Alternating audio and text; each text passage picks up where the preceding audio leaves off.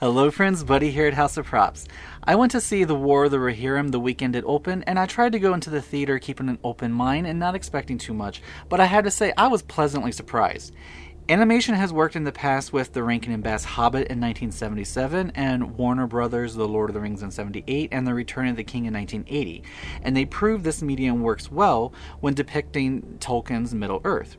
But would anime give it the same justice? Yes, it's animation, but it's a style all its own. I have to say, yes it did. The sweeping vistas, the story, the music, and the voice acting all work together to make this addition to the Middle-earth saga fit right at home with the rest. One bonus I feel really helped the film was the strong inclusion of Weta in the whole process. They treated the design as if it were a live-action film, and that dedication to detail is evident throughout. The characters were designed at high detail, more than would be physically possible to include in an animated film. And it is from this concept art I have chosen the next build.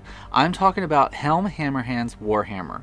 The design was scaled down for the film and for the special edition popcorn tub at AMC theaters, but I wanted to stick more to the realistic design delivered by Weta, which would tie naturally into Peter Jackson's world of Middle-earth. Let me show you the process to make the Warhammer with EVA foam, so let's get started.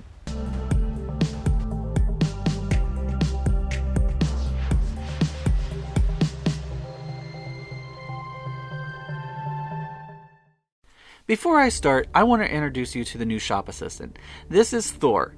He joined my team back in October, right at the time I started to design the pattern for this project, and as you can see, he's a big help, and you'll probably see him at times pop in and out of shots through this channel's next projects, because he's very hands-on and loves to help. I'm going to start with the center areas of the hammer. Beginning with part A, which has 28-degree bevels on its long edges, and two part Bs, which have a 28-degree bevel on one side and a 17-degree on the other. With this build, it's pretty straightforward in that the same degree bevels line up with each other, so we want to arrange the pieces so that 28 degrees on the part Bs are aligned to the sides of part A. To glue, I'm using contact cement. I apply an even layer on the bevels. Then to speed up the drying process, I use a heat gun to dry out the glue to the point where the wet shine is no longer prominent. This will just take seconds, but it speeds up the cure time of the glue because the pieces won't hold together well if the glue is too wet or too dry. If it's too dry, you can always add more glue. Once ready, the pieces are aligned so that the outer edge is as clean as possible. Press the foam together firmly and work down the edge, and once the one part B is attached, you can attach the opposite side. Next is two part Cs. These are the same size as part A, but both edges on C get 17-degree bevels, and these part Cs can be attached to the edges of the part Bs by using the same method with contact cement and a heat gun. Then the remaining two part Bs can be attached to the part Cs. Again, make sure to align the 17-degree sides to each other. And the remaining part A can be attached to close up the octagon. And once that's in place, the hammer is looking like this, and at this point I decide which part A I want to be the top and which I want to be the bottom. I need to find the center of the piece, and in order to do that, if you take a ruler and draw diagonals from point to point and make an X, the cross point is where the center of that surface is.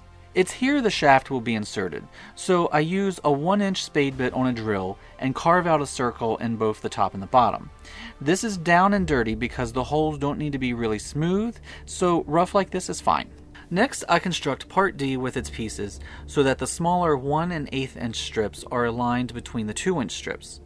This will get attached inside the hammer so the opening in D aligns with the holes we just cut, and this will function both as a support for the hammer and a glue shaft for the handle pipe. Next, I attach a part E to the insides of the octagon. This piece sits in the opening so the surface is flush with the hammer's outer edges, and since it's a little awkward and it's just a support piece, I'm attaching it with CA glue. I would really appreciate it if you would click the subscribe button if you haven't already. It's completely free to you and will help my channel grow. Plus, if you click the notification bell, you can customize your notifications so you never miss a project release. Thank you. To finish the hammer shape, we need to build the side tapers now. To begin, I use a part F, and the side with the 37-degree bevel will attach to the edge of part A. I'm using contact cement again, and once that's in place, two part Gs get attached to either side of part F. It's the same technique as before, just this time there's an added angle to keep track of. Then 2 of part H can be glued onto the part G's. And then the remaining 2 part G's and then a part F can be attached, and repeat the entire process on the other side of the hammer. Next is part I, but this time we flip the piece so the bevel is on the outside edge, and the piece is used to close up the hammer's ends. Some warping naturally occurs when working with foam, so you may need to push and pull the 10mm foam to make it align with the edges on part I. And once you're finished with one side, repeat the process to the other. At this point, I used a 120 grit sanding drum on my Dremel to just clean up the edges slightly. I'm not removing a lot, just enough so the seam becomes a little less visible. The hammer has some features that I wanted to keep really clean, so I decided to create them digitally and print them. You could make them with foam, but keeping all the angles symmetrical can be quite a challenge even for experienced foamsmiths. So as I said, I printed them, but 3D printed parts need a little cleaning to remove the print layers. To do that, I first sand the pieces with some 180 grit sandpaper, and then again with some 220 grit. You can see that the visible unevenness is beginning to disappear. And then sand again with some 400 grit to really smooth them off. Once all 3 are sanded, I'll spray them with some 2-in-1 filler and sandable primer. This will help even out the surface of any remaining lines which the sandpaper couldn't remove, and once it's cured, a quick sand with the 400 grit will polish up the pieces so you'll never guess that they were 3D printed. While they are curing, I'll continue with the hammer foam work by taking part J and centering it on the bottom of the hammer. This piece needs to wrap the whole way around the hammer and remain centered, so I'm going to only glue 2 to 3 facets of the hammer at a time, that way I can better control the placement. It will take a little longer, but the time will be worth it, because if I try to attach all at once, the probability of the foam wrapping at an angle or warping weird is higher. Then I just use a hobby knife and open the holes back up. Next, part K consists of 2 strips of 4mm foam. These wrap around the hammer and are smack up against part J. At this stage, I was ready to add the handle, so I squeezed some E6000 into the cavity in the middle of the hammer that we made earlier. Then part L, which is the length of the 3/4 inch PVC pipe, can be inserted into the hole so that the pipe is flush with the top of the hammer. Next, part M can be wrapped around the pipe to cover an area 8 inches below the hammer and 7 inches up from the end of the PVC pipe. For mine, I wrapped the length of the foam in a spiral down the pipe, and then created an overlap on top of that, which created an X pattern. But you could create any pattern that you wanted. But to attach all the part M, I'm using CA glue, and to speed up the process, I use a couple of drops of zip kicker on the glue to cure it instantly, which allows me to move forward without needing to hold and wait for it to dry on its own. Next, part N is attached to the bottom of the PVC pipe. Here again, I'm using CA glue with zip kicker, and I begin by attaching and setting one edge, and then pull and squeeze the foam to make the vertical seam line up. At this point, the first 3D printed piece can be slid onto the pipe and placed so it hides the transition from the multi-wrap to the grip wrap. It's pretty tight and doesn't need any glue because once it's primed and painted, it won't be going anywhere. To attach the plug at the top of the hammer, I squeeze some of the E6000 into the pipe, and the print can be pressed into the hole. I've wrapped the plug area with some 2mm foam to ensure a snug fit and to give a surface for the glue to sink into. But before adding the pommel plug, I'm going to insert some 1/2 inch aluminum conduit into the PVC. This will strengthen the PVC and keep it from bending, and also give the hammer some added weight so it'll feel more natural in the hand. The conduit I've wrapped in spots with 2mm foam. This will keep it snug and add some shock resistance so the pipes won't rattle against each other. This is glued into place with E6000, and when fully inserted, there's room for the last plug to be inserted and glued into the PVC. Part P is a little strip of foam that is used to hide the transition between the print and the foam. Just glue it in place and cut off any excess. Now it's time for the trickier area. 12 pieces of part Q can be glued onto the PVC pipe that is still exposed. I'm attaching them with CA glue. Once in place, they'll look like this. Now this isn't the final look, these pieces are simply providing a base so we can build up the shape with foam clay. Using the clay, I press it into the gaps between the pieces and continue to build up the surface until all of the part Qs are covered and the surface looks relatively even. Then using some water in my hand, I smooth off the surface even more to make sure it's as smooth as possible. And yes, it can look a little dirty, but it's the best way to get the final shape. Once the clay is dry, part R can be glued around the bottom of the hammer like so. This will help cover the transition of the clay and make it look clean and purposeful. Next, the short piece of part S can be glued around the transition area between the clay and the wrapping. Any excess can be trimmed away, and I'll show you in a few how to clean that up. Then the second piece is attached onto the clay about 2 inches below the bottom of the hammer. Then, using the Dremel with the sanding drum, I clean up the area where the excess was cut off. There is still a seam visible now, but it won't be when we're finished. Part T consists of a large sunburst and a small one, and one of each can be glued onto the side faces of the hammer. I'm using contact cement to make sure adhesion is secure. Part U consists of all the rivets needed for the hammer. These are glued onto the 4mm strips like so, and they are evenly spaced around the circumference. I use the Dremel to round over the rivets so they look more authentic to Middle Earth and not so engineered. While I was at it, I used the Dremel to create some unevenness along the seam lines, and by tipping the sanding drum so just the edge catches the foam, I was able to add some battle damage across the surface as well. Now it's time to begin the priming process. To start, I use this quick seal to fill any gaps or seams I don't want to be visible. To apply, I just smear it on with a palette knife and dip my finger in water to blend it out so the edges of caulk won't be visible.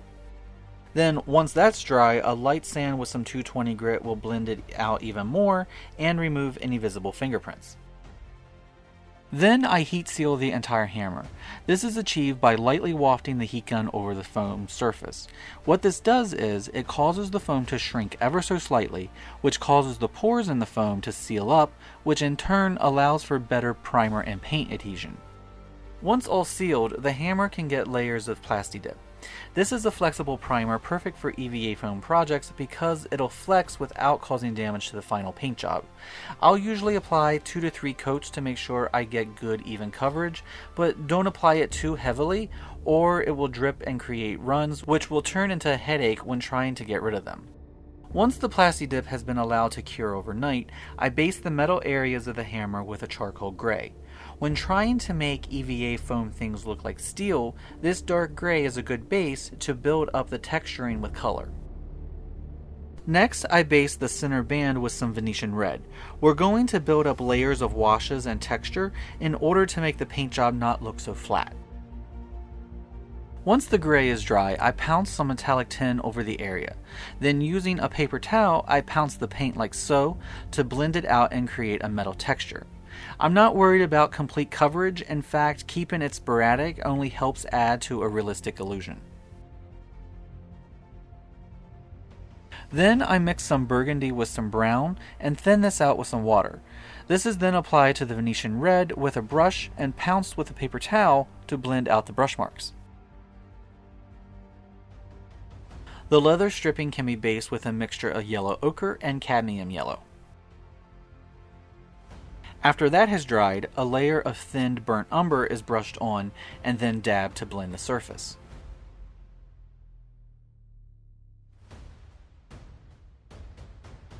A layer of thinned primary red is applied to the red strip and blended just like the previous layers. This layer on layer effect creates depth and makes the piece feel more authentic and not cartoonish. Then I apply a black wash to the metal surface, particularly in areas where grime would naturally occur, and blend the black into the rest of the paint job.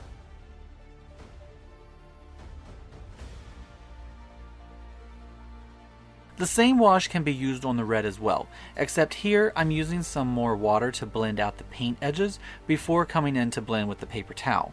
This just thins it out a little more and makes it more subtle. And again, the same wash can be applied to all the creases in the leather strip wrapping. How heavy you want to go is up to you.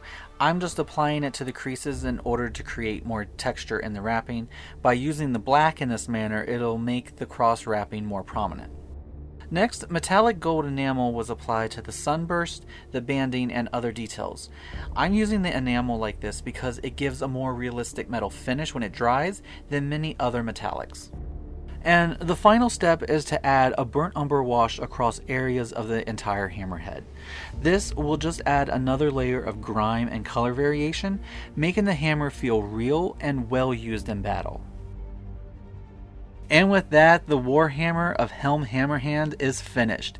It's not an overly complex design. In fact, it's quite easy to build, and all the added details, both with foam and paint, make the hammer feel as if it is part of Middle-earth with its own long history from Helm's conquest. Well, everyone, that's the build. I highly recommend you check out the War of the Rohirrim, especially if you're a Lord of the Rings fan like I am. If you are interested in making Helm's hammer, I'll post a link below where you can get the template. As always, I hope you enjoyed this video. If so, please give it a thumbs up. If you have any questions or comments, feel free to leave those and I'll answer them. Again, please give this video a thumbs up, share it with all your friends and family, subscribe if you haven't, and I'll catch you on the next one. Have a great day.